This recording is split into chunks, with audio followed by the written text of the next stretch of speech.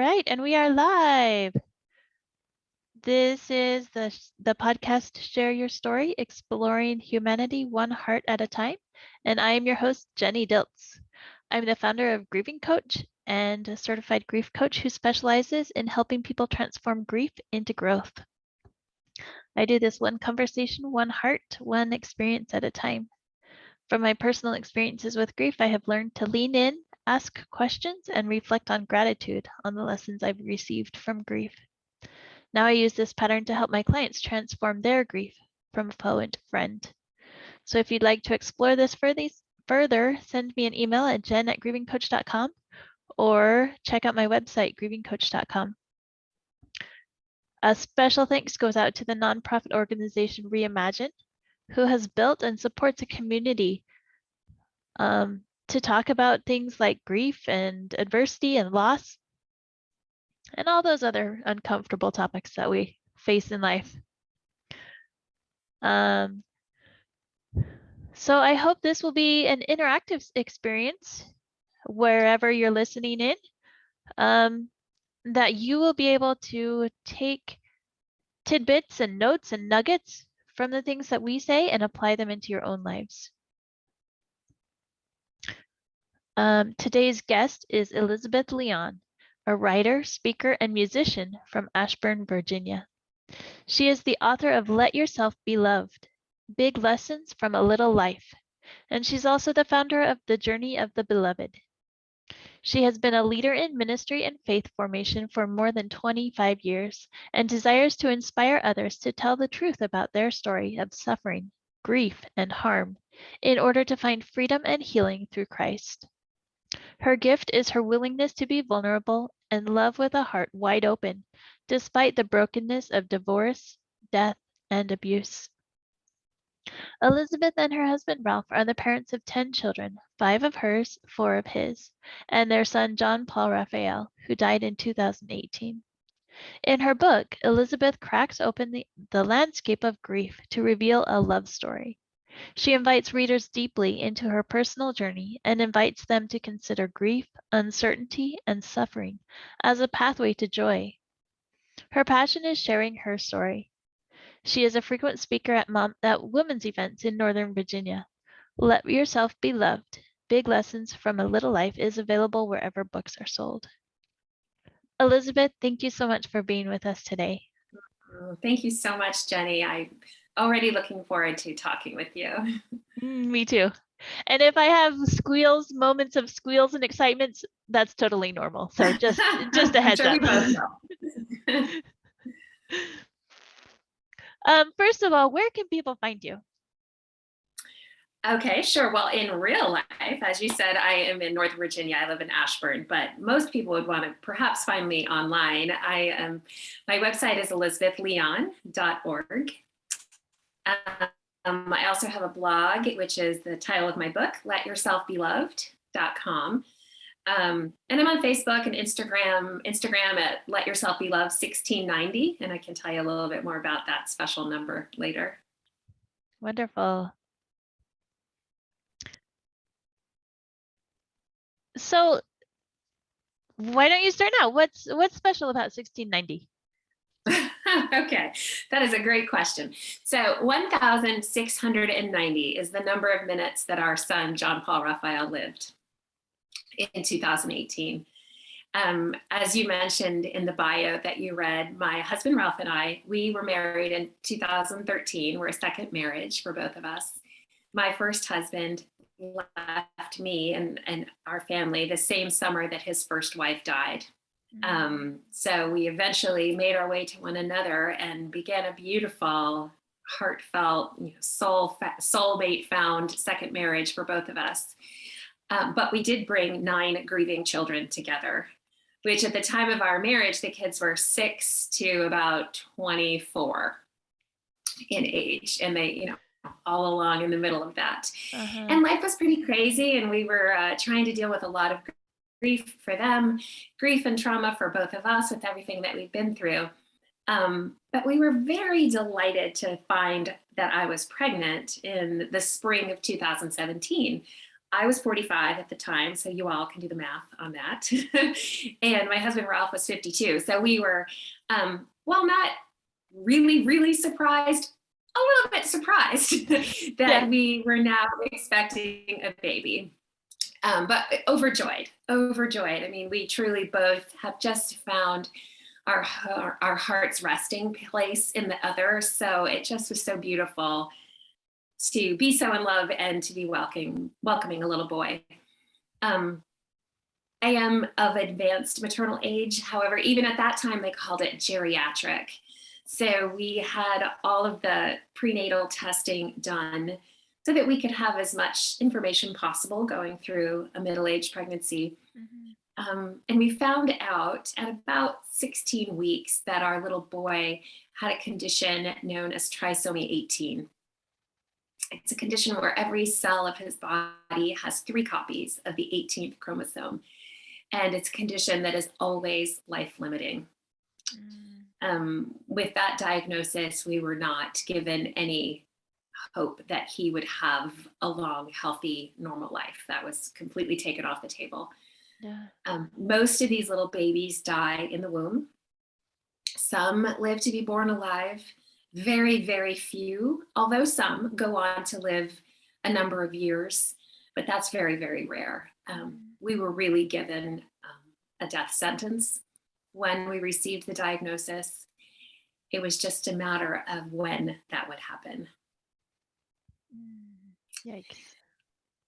So obviously that immediately plunges you into a whole world that no parent ever wants to be a part of, a world of not just the medical aspect, and that was a whole another story, but the world of uncertainty and powerlessness and surrender, and anticipatory grief, even of this little baby that we loved so much. We found out he was a boy and we named him, he has a very big name, John Paul Raphael Leon. John Paul Raphael, we loved so much, but we were left in the really precarious place of having to be so excited to fall in love with him and want everything for him that every parents want, while at the same time preparing to have him die at some point. So it was really that time from 16 weeks until he was born was such a journey of suffering and uncertainty and grief, but also joy and beauty, because every day he was alive, we rejoiced, while having to accept that every hour he was alive could be his last. Yeah. So how did you manage? How did you hold space for both? You could say it one more time. I lost you a little bit in the internet. So how did you hold space for both the intense grief and pain and also the joy and relishing every moment that you had in? Yes. Well, I think one of the things that really helped both of us is the fact that I'll just speak for me personally. Having been through a very unwanted and dramatic and traumatic divorce several years prior, I had some experience already of how to walk through a season of suffering that you didn't want, that you couldn't stop, and that was changing your life in ways that you were not wanting to welcome. So I had some practice in that. And for me, as a Christian, I'm a Roman Catholic, I had a very strong and deep faith already. And going through the process of a very unwanted divorce that involved, my first husband's infidelity and all kinds of like just yucky mess, I had learned something already of how to walk through that kind of trauma and how to learn to live moment by moment, hour by hour, and how to surrender my heart to God, how to incorporate grief on a daily basis into my life and just find ways to get through it. For instance, in the years after my divorce, long before John Paul was born, every weekend when my younger kids would go to spend it with their dad and they would walk out the door on Friday and the door would close, a wave of grief hit me in the face. every other weekend, year after year. And it was a matter of just learning to hold it and giving myself, like you used the phrase, give myself space to, what I need to do right then is to sink onto the floor and cry it out. And that's what I did. If I needed to go open a bottle of wine, some days I did that. If I needed to go be out and hike and be in the fresh air. And then once I was remarried, I mean, Ralph and I, my husband Ralph, really did make the most of those weekends where we never wanted to be on our own, but there was still time and space to make a choice to do something beautiful. Yeah. So I think those same coping strategies that I had learned already were present in our journey with John Paul Raphael, in that we wanted to celebrate and be excited for this beautiful baby. So we did lots of little things. I didn't buy a lot. We didn't decorate a nursery, but I brought a beautiful blue blanket. We bought one little yellow duck. We started gathering songs, and we took pictures of my belly wherever we went. Like, we might not ever have him alive in our arms to take pictures, but every trip we took, my belly was photographed more so than any time before, just to honor and celebrate his presence with us for every day that we had. And then at the same time, I needed to face my fears, where I called a funeral home pretty early in my pregnancy.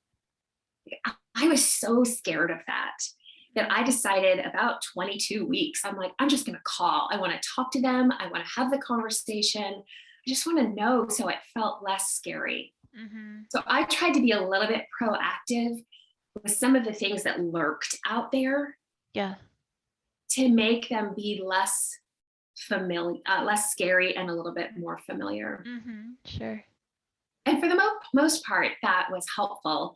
But we also just had to let ourselves be however we were. It was really a lot of radical acceptance for this very, very painful place that we were being held in.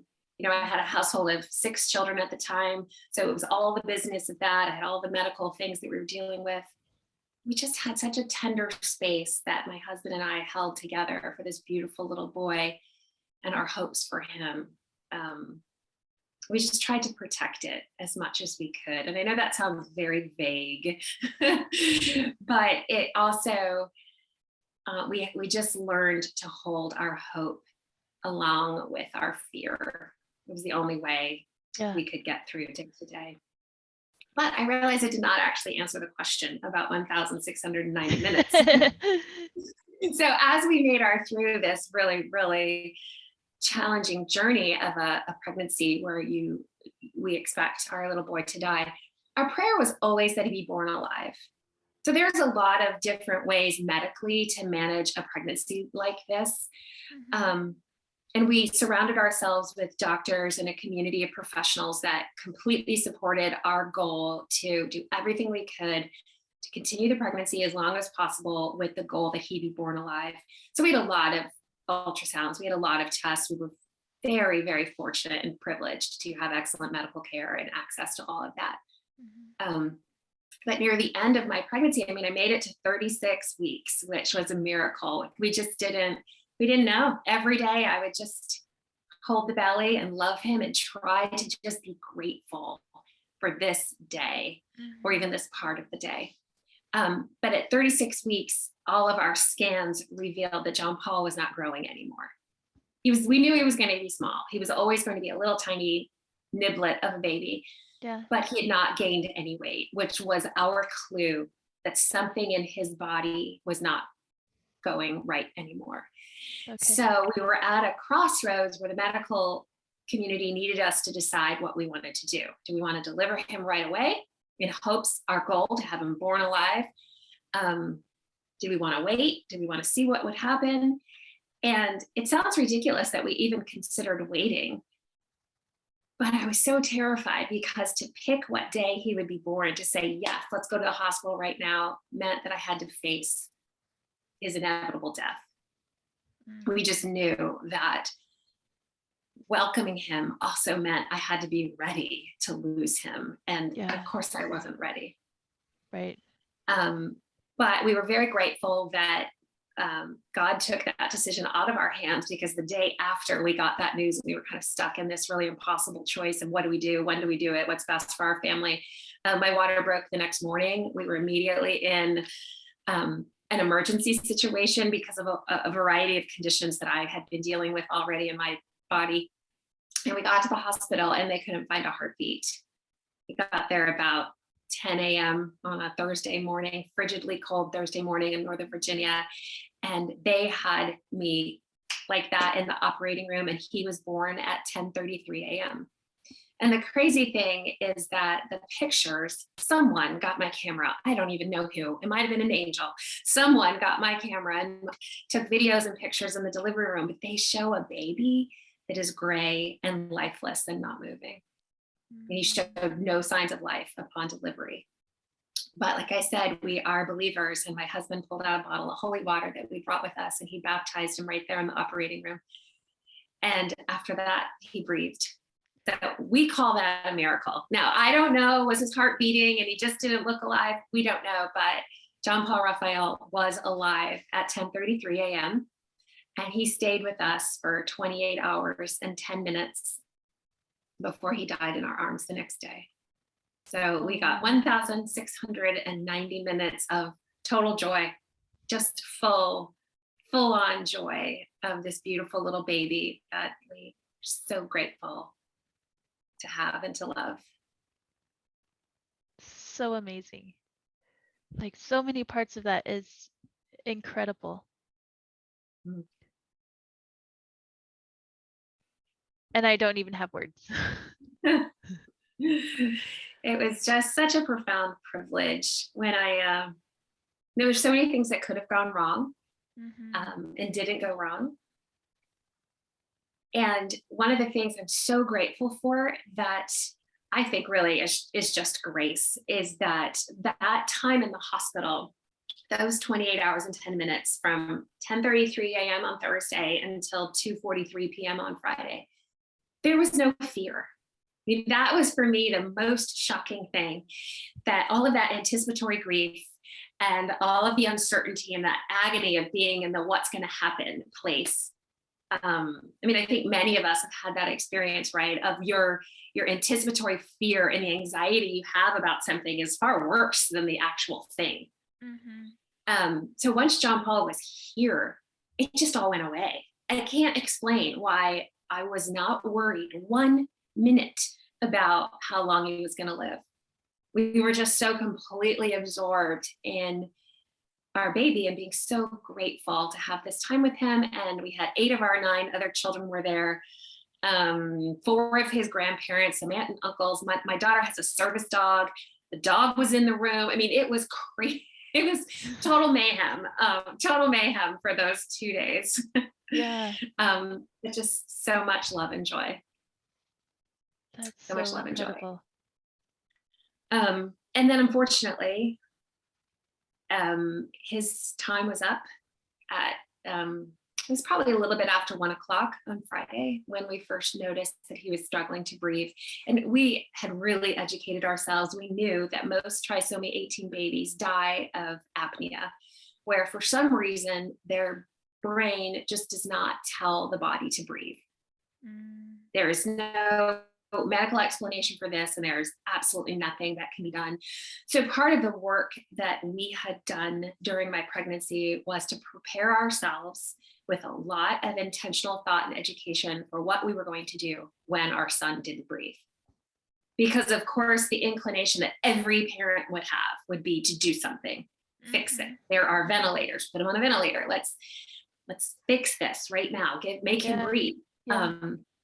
But we also knew that with a condition like trisomy 18, there is no changing the fact that his brain won't tell his body to breathe. I mean, if we put him on a ventilator, you are either suggesting he will stay on a ventilator for his entire life, or you're suggesting that you will have to take him off at some later date. And I believe there are probably some very good reasons why parents choose that. but we didn't have any of those compelling reasons. And we really wanted to just celebrate this little boy the way he came to us with the limitations on his life. So we made the very clear but difficult decision that when he did not breathe, we were simply going to allow his body to take the course of action that it needed to. And as ready as I was, there's no way you can be prepared for that truly. I mean, we knew what to expect clinically and medically, but we just didn't know how it would be for us or even when it would be. But it turned out to just be a very beautiful experience. We were wrapped in the community of our family. There were about 7 of us that were there at the time, including his nurse, who had just been so devoted to us during those 2 days. And it was beautiful. It was a beautiful, holy death. Really one of the most beautiful and holy things I've ever known in my whole life. The most painful. Yeah. But both of those together. And I have said, and I have written in my book, that when it is my time to die someday, like, I pray that I go like John Paul did, wrapped in the embrace of my family, having just only known peace and love. I mean, it was beautiful and heartbreaking and sad. Yeah. Wow.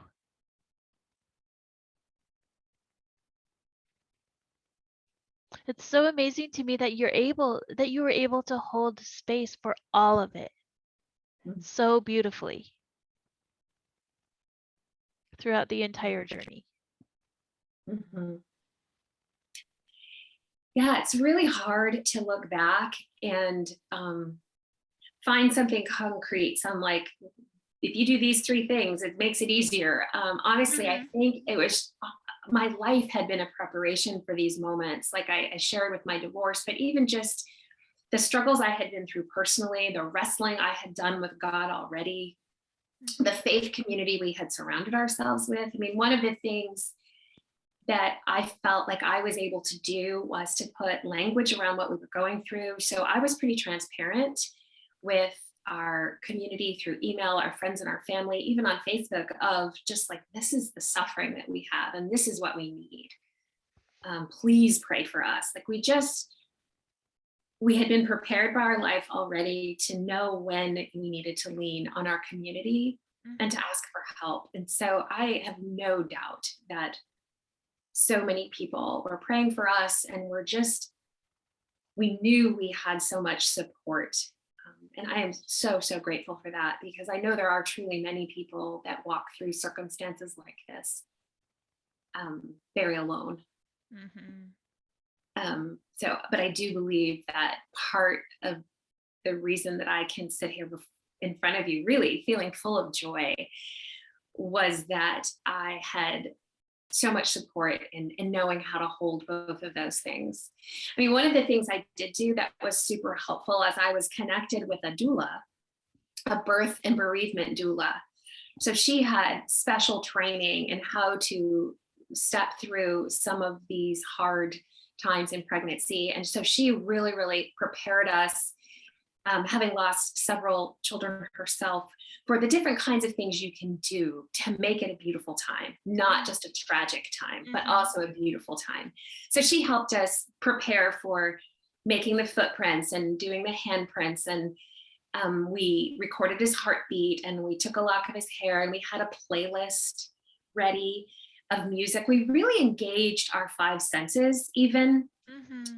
When we were in Italy during my pregnancy, my husband had found a cologne in one of the Catholic cathedrals that he loved the smell of it. And it's so funny because Ralph is not fussy like that. He doesn't care what kind of cologne or product he wear, but he loved his cologne. And he said, I want to buy this for John Paul. I said, okay.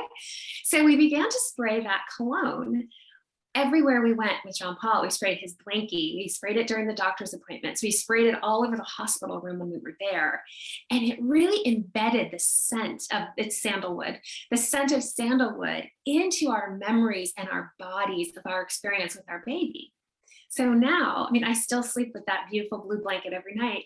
Like last night I got in bed and I said, oh, did you spray the blanket?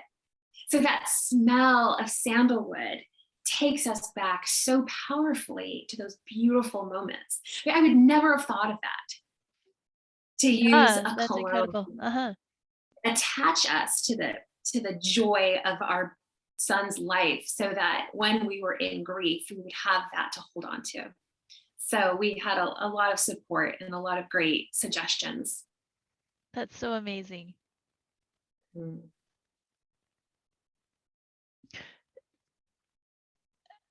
One of the things that I find through working with all of my clients in my personal life is the fact that our experiences prepare us for the experiences that will happen. Like everything that happens to us, positive, negative, hard, wonderful, joyful, every experience helps prepare us for who we are meant to be and the experiences that we'll have along the way. Mm-hmm. It is amazing when we're open to it. I think especially when we can, you kind of have a mindset and open our hearts to the possibility that the good things in my life, the bad things in my life, the hard things in my life, they all have something to teach me that can be valuable if I can open my eyes and heart to receive it. That's so true. Yeah. Mm. What have you found that's been most surprising about your journey through grief? So you mentioned my book, and the subtitle of the book is Big Lessons from a Little Life.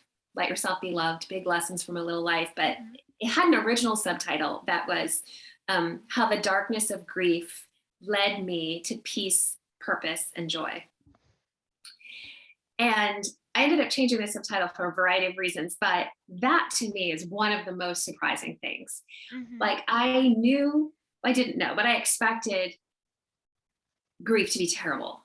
Yeah. I mean, and I was a woman that I managed this pregnancy, like I over managed my anticipatory grief, which, had some of its own complications. But other than reading books on grief and reading blogs on grief and reading or watching movies about other people that had lost babies or children, like that was all I could do to prepare, which was all excellent information, but I had no idea at all how it was going to affect me.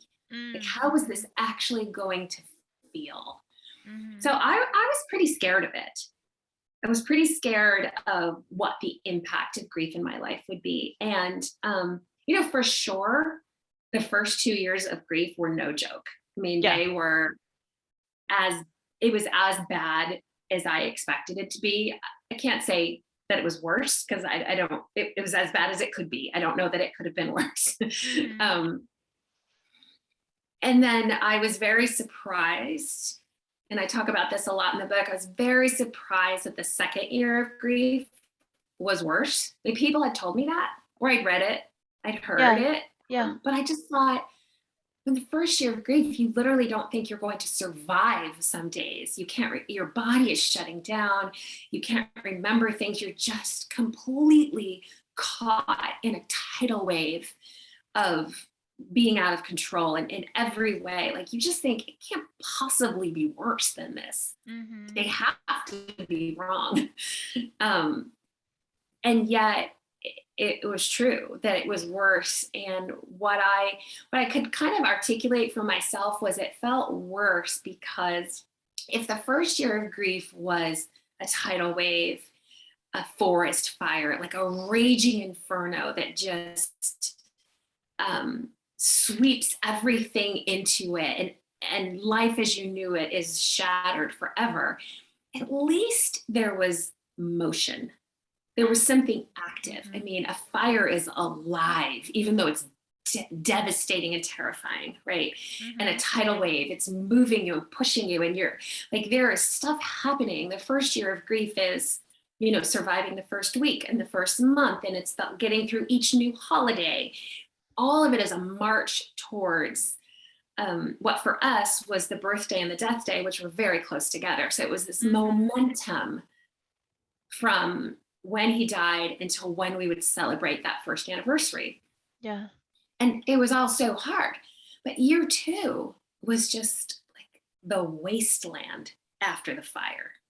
Mm. Like year 2 was like, you're not in a wave anymore. You're just spit on the shore and you're just lying there with no energy. And a dark depression came that it just engulfed everything in a way that life just was terrible, but dead terrible. Mhm. And I don't mean that to be overly dramatic, but I was so surprised. And in that year 2, you just think, is the whole rest of my life going to be like this? I mean, this is it. This is how Mhm. I'm going to be for the rest of my life, Mhm. because I love my son. He's always going to be gone. This will never change, right? Um, but I think in giving myself over to that and just, again, practicing the surrender of this is what grief feels like for me today, practicing that without self-judgment, without self-criticism, without deciding it's been 15 months, so I shouldn't need this or I shouldn't have to do that. Um, that was some great advice I had gotten early on from another mother who had lost a son. So this is what grief looks like today, practicing curiosity and kindness. And that allowed me to kind of very organically experience what it was just happening to me without trying to manage it too much, which Mhm. that was not easy for me. That was one of the biggest things I have learned through grief. Yeah. That's how to stop managing everything. Um, and then, you know what? The life did start to sprout again. Hope did start to come back. And what I found was, much like the metaphor of this forest fire, like a forest is healthier and more vibrant for having been cleared by the fire, which is Mhm. so counterintuitive. But my husband and I would have this argument where I would say, this is the worst thing that ever happened to us, wasn't it? This is the worst thing. And he wouldn't always agree with me. Like, I think he was just hesitant to give it like that final of a label. I think Mhm. in his head, he was probably thinking there could be worse things. Like, I'm not quite sure what, but they probably exist. But as time went on, I really wrestled with that. I thought, well, wait a minute. Like, John Paul was love and beauty and light. Like, we adored our son. And in this wasteland of grief, like, I'm learning how to be a nicer person. I'm learning how to find the beauty in life. I'm learning how to slow down. I mean, grief didn't just slow me down, it stopped me. And all Mhm. those things I was racing through in my life before, I realized, wait a minute, I'm missing the beauty in my whole life. So then I started to find all of these beautiful things, and our love for our son lived on even with the grief. So, like, that was beautiful. So slowly, I couldn't really say with conviction anymore that it was the worst thing. Yeah. Um, was it terrible that he died? Yes. But it was so beautiful that he lived. And I would never want to go back to where he never lived. Mhm. Never, ever, ever. There was too much beauty and goodness and joy from this beautiful son of ours. So I had to find a way to accept that both those things could exist at the same time. I could both be always grieving him and still learn how to be alive, more alive than I was before he was born and died. So that was very surprising. What led you to that? Um, I keep my mind keeps chewing on the how. How did you come to be able to hold space for the incredible grief and the incredible joy and love? Mm. I wish I had a really clear answer. Um, I know that it was a journey of faith. I mean, absolutely, this was in every way surrendering to the plans that God had allowed for my life. I'm not ever going to say that God causes a death like the death of my son. That's not it at all. But Mhm. he allowed it. And I had to wrestle with, does that mean, is he still good? Does he still love me? Does he still love our family? Is he still on the throne? Like, are all these, like, so I wrestled with all those really, really big questions. Yeah. And because my answer was that life is still beautiful. Like the love, it really, for me, it went back to those 28 hours and 10 minutes. And I really wrestled with that. Like, why? How could they possibly be so beautiful when we knew our son could die at any minute? And I think the key was that we just were so present. For whatever reason, we were given the grace and we prepared ourselves enough that we could be in the present moment. We were no longer back in that hard, painful pregnancy, and we weren't yet in the what will happen next. Mm-hmm. We just were held right now. And I think the more I could see that that's where the beauty was. The beauty was in this present moment, in not rushing ahead or in spending too much time being attached to what was gone behind us. Again, it's a little tricky for me, the whole phrase of the present moment, because of course my son is never going to be present moment again. Yeah. So I can't say that I don't go back. I do go back, but I go back in a way to allow both the beauty and the tragedy of that season to be more alive in my heart today. I don't know if that makes sense, to connect it does. to it, Yeah. to just find a connecting point, to bring the love into right now. So I don't know that I have a really good how, other than it was a faith journey for me. And also just being present to what these moments had to offer us, and soaking them in, and trusting that even if they're painful moments, they can still be a teacher, and that perhaps these painful moments will birth something beautiful in the future. Having that hope. Mm-hmm. That might be part of it. Yeah. I think you just answered your question. Like, I think that's a beautiful description of the how. Mm-hmm. It's a faith journey. It's being present. It's all the preparation that you did beforehand. It's trusting the journey, trusting the process, trusting the experience. Mm-hmm. It's the surrender, and it's the hope. Mm-hmm. Yes. And being honest, like that's a big thing for me. If anybody asks me my 3 key values, they are faith, courage, and honesty.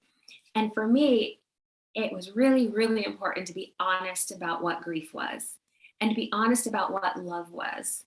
Like I said before, that radical compassion of this is what grief looks like today. Like we put, with the help of the world and social media and culture and all that, we put so many expectations and constraints on ourselves, what we should and should not do, what we should and cannot feel. So many. So I think it was just giving over to, surrendering to my feelings, but also really being honest about what they were, whether that was anger or rage or despair or joy or hope or laughter. I mean, funny things of one of my favorite pictures from John Paul's funeral is I have my head thrown back and I'm laughing, like full on laughter. Like I have no idea who said what, or why we had a photographer there, why she chose to take a picture of me cracking up at my son's funeral, but I love it because that's what life is. It's all of it together. It's all just one big, beautiful mess. I love that. It's one big, beautiful mess. It is. It is.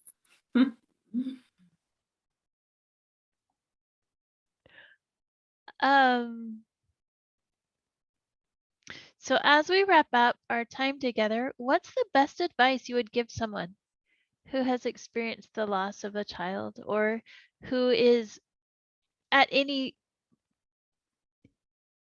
point in the earlier stages, the 1 to 2 years of their grief journey, of the forest fire, the tidal wave, or the deadness right afterwards?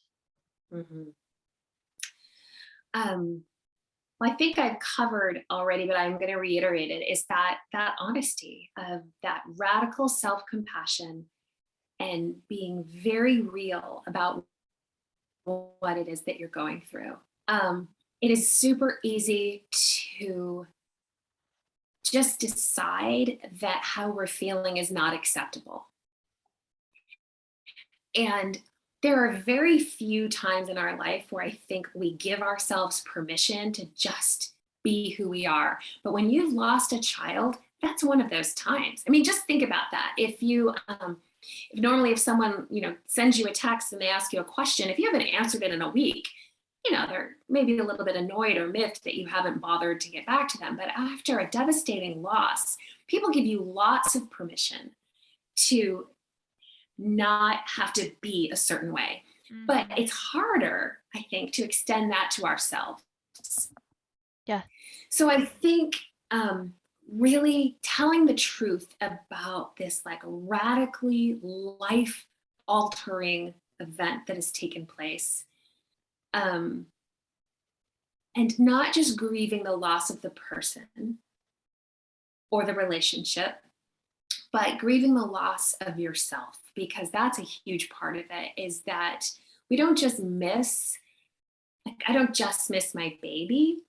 For a long time, I missed who I was before I knew grief. I missed that for a long time. And I think the grieving process needs to contain grieving that you will never be the same. Yeah. But with the hope that you can be more than you ever thought was possible. So entering fully into that grief, but always holding on to, this is going to be terrible, but it doesn't have to just be terrible. I mean, the new subtitle for the book, Big Lessons from a Low Life, I ended up changing it mostly because I didn't really want the book to be about me. I mean, it is a book. You know my story from reading the book. Yeah. But my hope for the book, and I've gotten a lot of good feedback about this, is that in reading it, people begin to give themselves permission to be more honest about their own experiences of sorrow, whether that's the loss of a child or not. That could be the loss of a marriage, the loss of a job, the loss of a pet, the loss of a parent, the loss of a dream that's not going to come true. So I think a lot of times, when we say to someone, like, oh, I'm so sorry that happened, people say, it's okay. Well, you know what? It's not okay. Like, right. It's not okay. But it's okay that it's not okay. I know that's one of those great grief books out there, I think by Meg Devine, like, it's okay that it's not okay. We can expand our horizon for what is okay in our life. We can expand it so that, like, it's okay to be happy and sad on the same day. It's okay to have rage about what happened to you. Sometimes the best thing and the worst thing are the same thing. And that's a mind bender, but it's also true. So, my advice to someone in those early days is just hold on. Hold on to whatever it is that you need to hold on to, whether that's a blanket, or I have my little monkey. This is my weighted comfort monkey. He weighs 4 pounds and 1 ounce, just like John Paul did. Oh, and amazing. He's kind of funny shaped. He's wearing the nightgown that John Paul wore during the only day he lived with us. So, like, I still have Monkey. He is very close by. I'm a 50-year-old woman and I sleep with a monkey and a blanket. But you know what? That's what I need to get through the way my life is right now. So hold on to whatever it is that you need to hold on to for as long as you need to hold on to it, and just have hope that it does get not better, it gets brighter. The light will come back. So beautiful.